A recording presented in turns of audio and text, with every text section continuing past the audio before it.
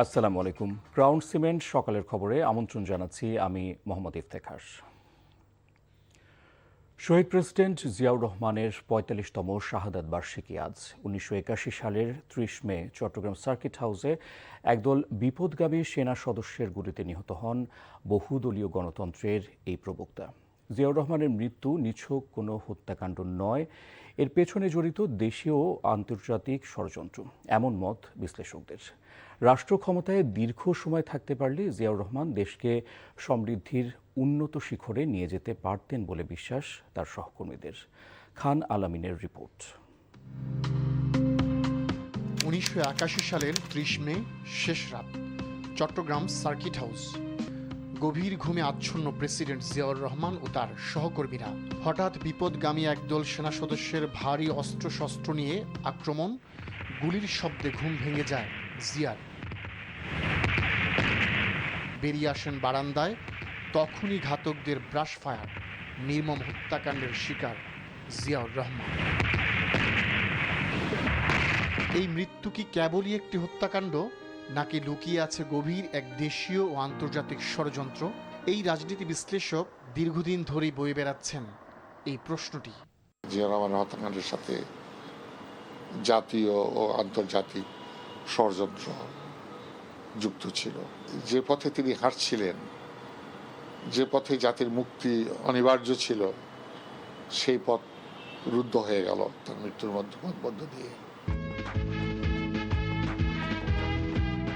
যদি ৩০ মের ভোরটা অন্ধকারাচ্ছন্ন না হতো, স্বাভাবিক ভোরের মতোই হতো আলোকোজ্জ্বল। সকালের নাস্তা সেরে জিয়াউর রহমান আবারও নেমে পড়তেন দেশ গড়ার মিশনে। কেমন হতো দৃশ্যটা? কোথায় গিয়ে ঠেকত আজকের বাংলাদেশ?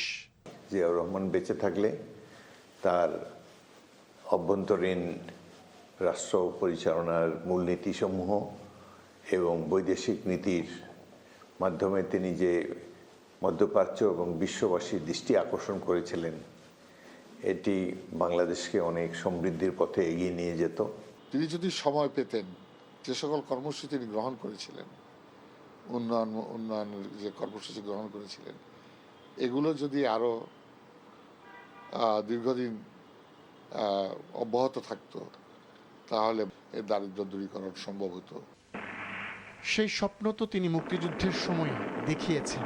পাক হানাদার বাহিনীর আক্রমণের পর যখন দিশেহারা জাতি, তখনই মেজর জিয়ার দরাজ কণ্ঠে ঘোষিত হলো সেই মুক্তির বার্তা, স্বাধীনতার ঘোষণা।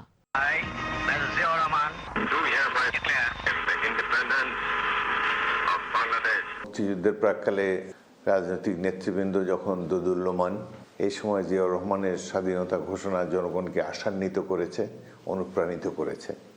সেই জন্যই মানুষ তাকে অত্যন্ত আপন ভাবে এবং দুঃসময়ের কাণ্ডারি রূপে বিবেচনা করে। তারপর যতবারই দেশ খাদের কিনারে, ততবারই ত্রাতা জিয়াউর রহমান।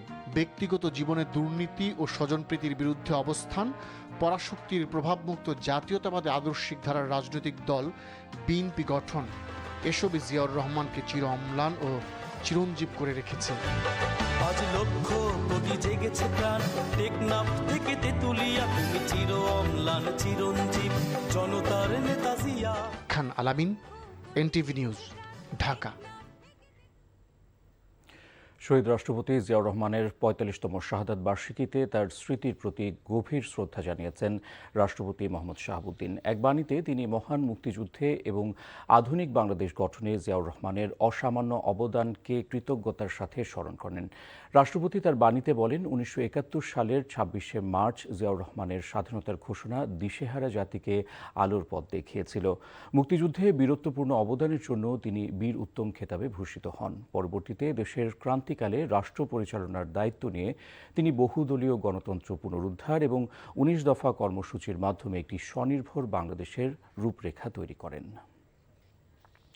সকালের খবর এইটুকুই। এই খবরের ভিডিও সহ আপডেট জানতে ভিজিট করুন এনটিভি অনলাইন www.ntvbd.com। এছাড়াও এনটিভির জনপ্রিয় সব অনুষ্ঠান ও খবরের আপডেট জানতে ভিজিট করুন আমাদের ইউটিউব ও ভেরিফাইড ফেসবুক পেজ। ১২টায় মধ্যাহ্নের খবর দেখার আমন্ত্রণ রইল। ধন্যবাদ সবাইকে।